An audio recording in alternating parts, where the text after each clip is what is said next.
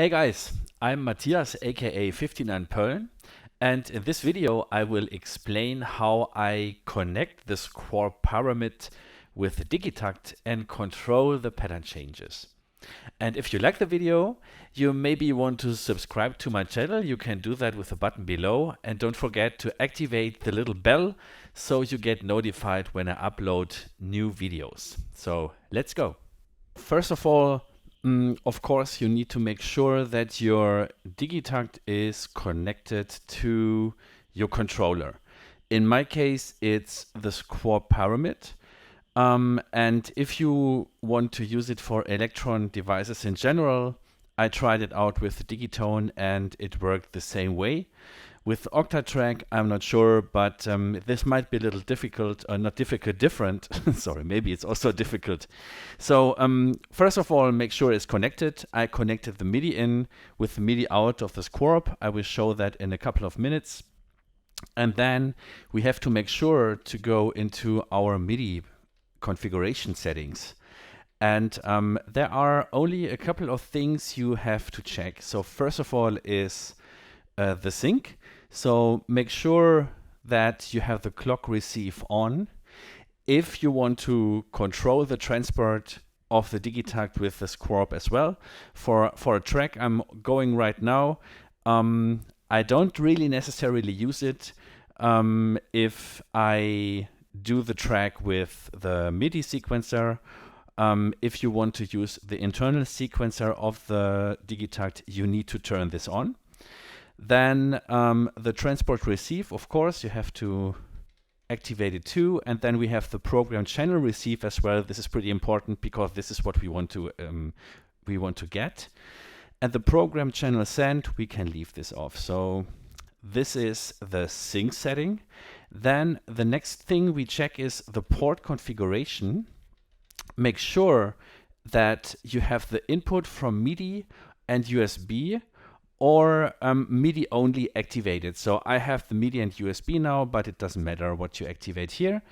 Then we go down to receive CC, and that you can check as well, and receive notes as well. This depends on if you want to play notes on your controller as well. For our purpose, it's not really necessary just to switch programs. You don't need this, but I suggest to turn this on. And then you go to the channels. And for the channels, I will show you that in a second. On the Pyramid, I'm using one of the two Midi outputs dedicated to the Digitakt, so I can play all of the 8 Midi channels separated. So I have track 1 to 8 is Midi channel 1 to 8. And I turned off the Midi channels on my Digitakt because I don't use it for now. And what is important is that you set a program change channel, and this is for me is channel number 11. You can choose a channel whatever you want. For me this is 11, so in my setup it's always 11. I don't know why, but it's important that you set a channel here where you can send the program changes from the Squarp. And I think this is everything we need to do on the Digitakt. So let's go ahead with the Squarp. On the Squarp, we have to configure our basic Midi first, and then we have to do some track configuration. To do the Midi settings, we go into the menu by pressing second and effects. So we come into the general settings menu and we choose Midi out. And I told you before that I control my Digitakt with the Midi output B. So the Squarp offers 2 Midi outputs. And I have chosen Midi B, so I can use each of the separate channels and play them separated if I want. Right now for this track, I'm using the Digitakt internal sequencer. So I just want to control the transport of the Digitakt with the Pyramid. But still, I think it's a nice solution to have this divided in 2 outputs. So In this menu, it's MIDI out settings. You can configure for both of the MIDI output ports how the Squarp is handling these. And for our goal to control the Digitakt, we scroll to MIDI B, and first you can choose what happens or what mode this is going to work. And you can choose between the MIDI out mode or the MIDI through mode. For right now, I'm only sending signals to the Digitakt, so from the Squarp. But if you want to pass some incoming stuff through the pyramid to the Digitakt, you should change it to through. So we leave it at out. Then we have the sync option and the start stop option. We both set it to send. If you don't want the pyramid to start stop the Digitakt or other gear, then you set this to off. But we want to send also start stop, and we also want to sync the Digitakt. This is everything you have to do in the MIDI configuration. So we go back. Then we have to create a track for the Digitakt control.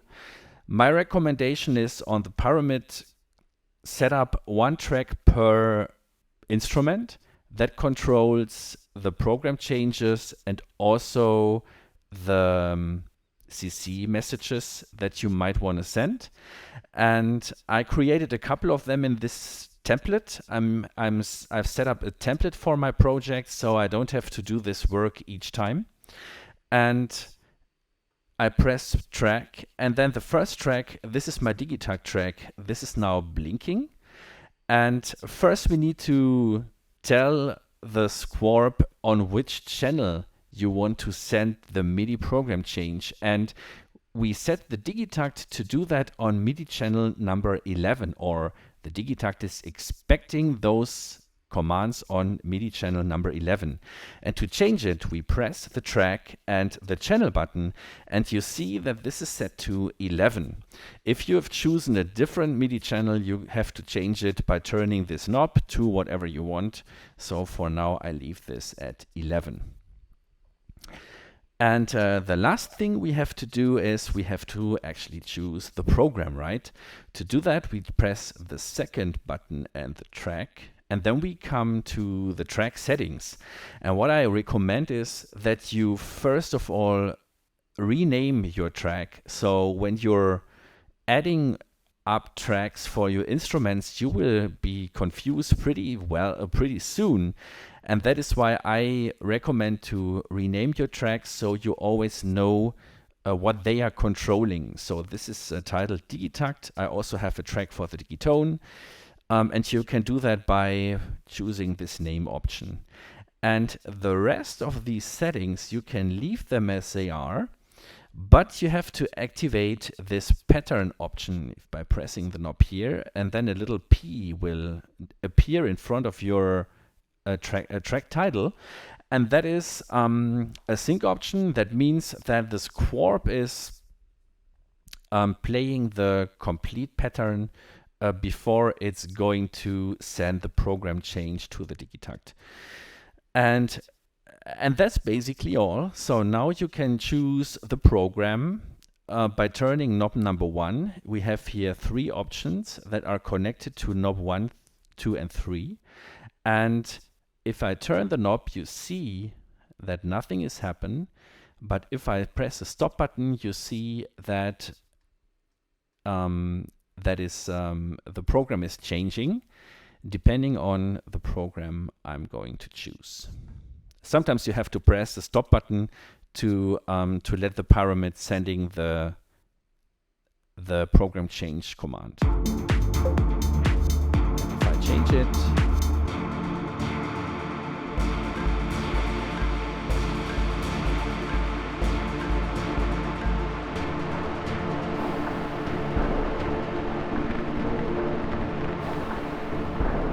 so now I configured this whole sequence to play 8 bars. That was the reason why Squarp now waited until 8 bars have been played, and then it changed back to program number 4.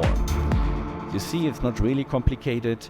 If you're using patterns on the Digitakt with more than one banks, you can change or choose the bank with these knobs. Knob number 2.